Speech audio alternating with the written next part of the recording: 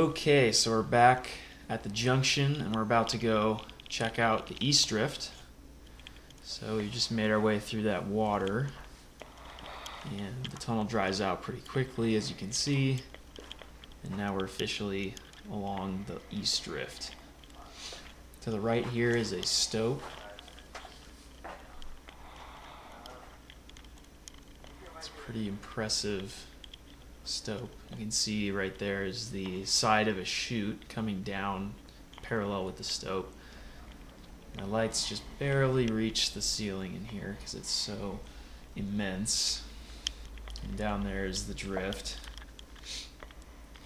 So I measured this stope and it came out to be about 82 feet tall. There's the reading from the laser. So now we'll continue down the east drift. You can see a lot of this drift has these backfilled or kind of collapsed, barred off areas, and those are entrances to the stopes above us.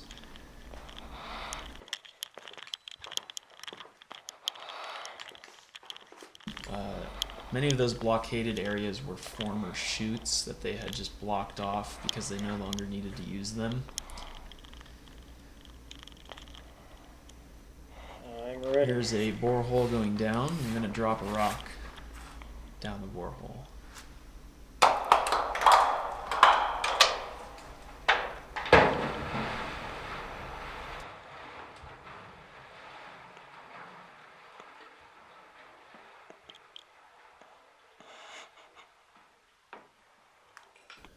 Here's a couple signal lights on the ceiling of the tunnel.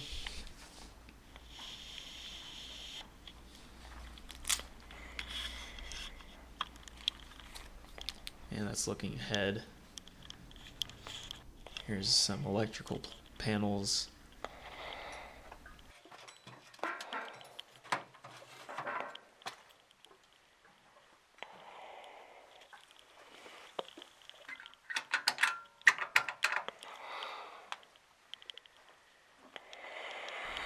Continuing onward, you can see some more access points to the stope.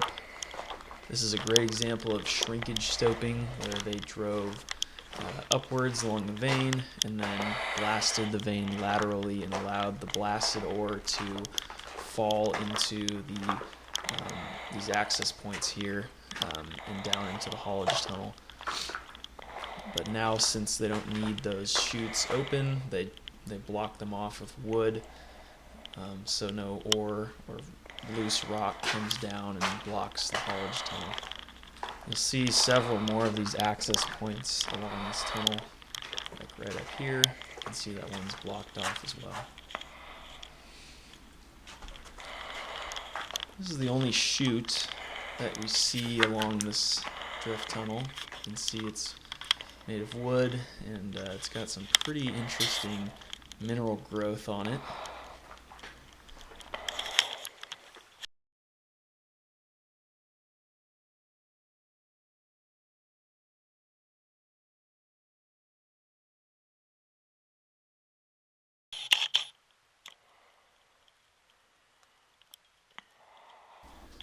Here is a large stalactite coming down from the chute. You can see it's green, which is pretty interesting.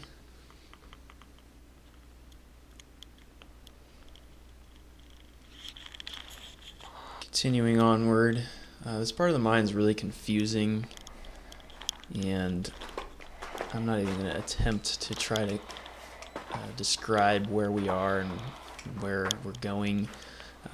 It's kind of a big mess of tunnels, most of which are just connected to the stopes above us, but you'll see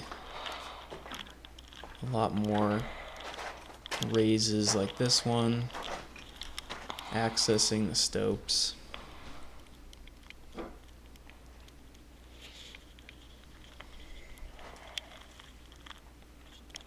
There's a small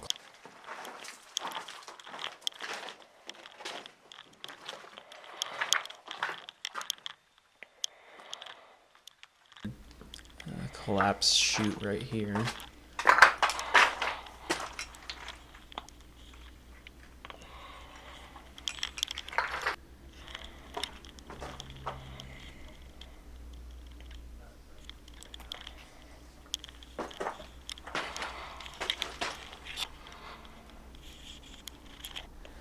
Some more really strange mineral growth.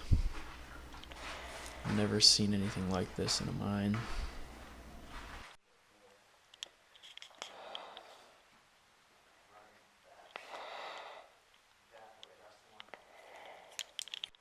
Continuing onward, you can see we're coming out of a branching drift along the main drift. There's a tunnel going off to the left, and then the main tunnel continues to the right, and there's a backfilled chute or raise there. That looks pretty gnarly ahead, and then there's some nice colorful mud and a dynamite box.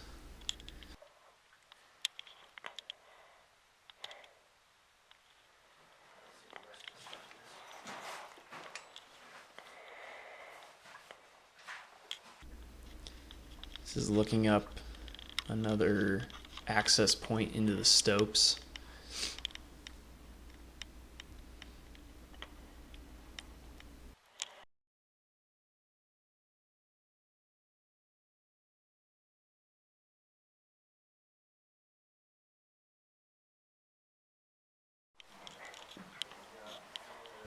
Here's some more really bizarre mineral growth in a ladder accessing yet another raise into the stopes.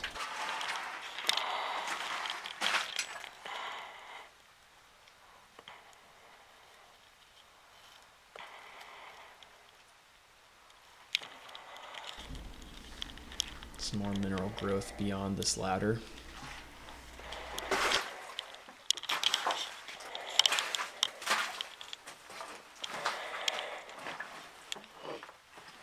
So this mineral growth is pretty bizarre,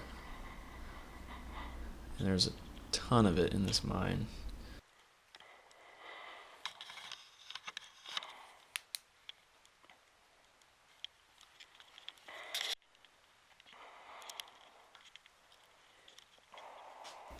Looking up in this area is another raise into the stopes. The ore would come down from that raise there.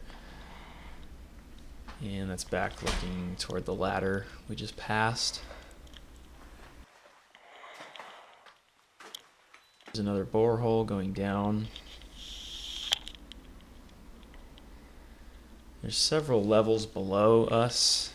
From what I've read, the mine goes at least another 500 feet vertically down. There's probably levels every 100 feet or so. There's a dead-end tunnel here, but we'll go check it out and make sure that it's a dead end.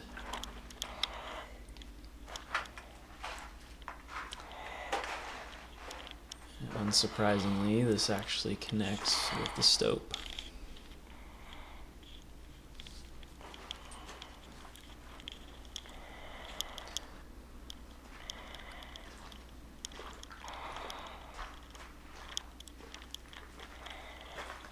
And here is another raise up into the stope.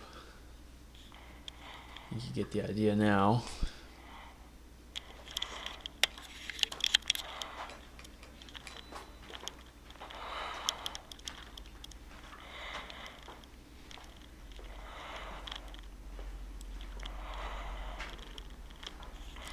There's a big collapse of timbers there.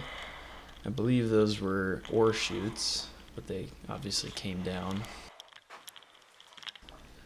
Okay, so the drift tunnel ends shortly after this big pile of timber. I just forgot to get a video of it. And we're going to end here. In the next video, you'll see one of the upper levels of the mine.